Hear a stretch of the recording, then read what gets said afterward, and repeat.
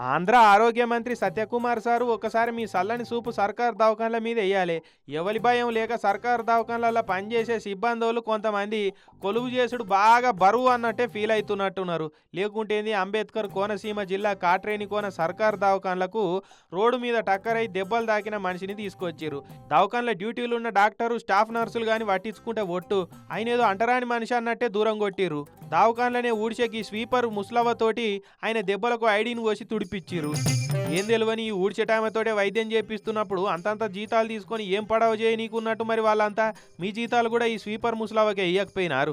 విలవిల్లాడుకుంటూ ఒక మనిషి వస్తే అయ్యో పాపం అని వైద్యం చేయాల్సింది పోయి చెవిన పేను వారినట్టు కదలకుంటుంటారు. ఇప్పుడే కాదు ఇలా సక్కదనం ఇంతకుముందు కూడా గిట్లనే ఉన్నదట. అప్పట్లోసారి చిన్నపిల్లకు కాలు నొప్పి వచ్చిందని దవాఖానాలు తీసుకొస్తే స్టాఫ్ నర్సు తల్లి కాలుతోటి దొక్కి మరీ కట్టుకట్టిందని అంటున్నారు బాధితులు. కాట్రేని కోన సర్కారు దవాఖాన సూపరింటెండెంట్ గారికి ఇవేం తెలియవు అనుకుంటా. జిల్లా వైద్యాధికారులు ఏమన్నా సిబ్బందుల మీద చర్యలు తీసుకుంటారా, లేదంటే అలవాటైన తీర్లనే స్వీపర్ అమ్మ కూడా certified MBBS FRCS London doctor అని సమర్థించుకుంటారో చూడాలి.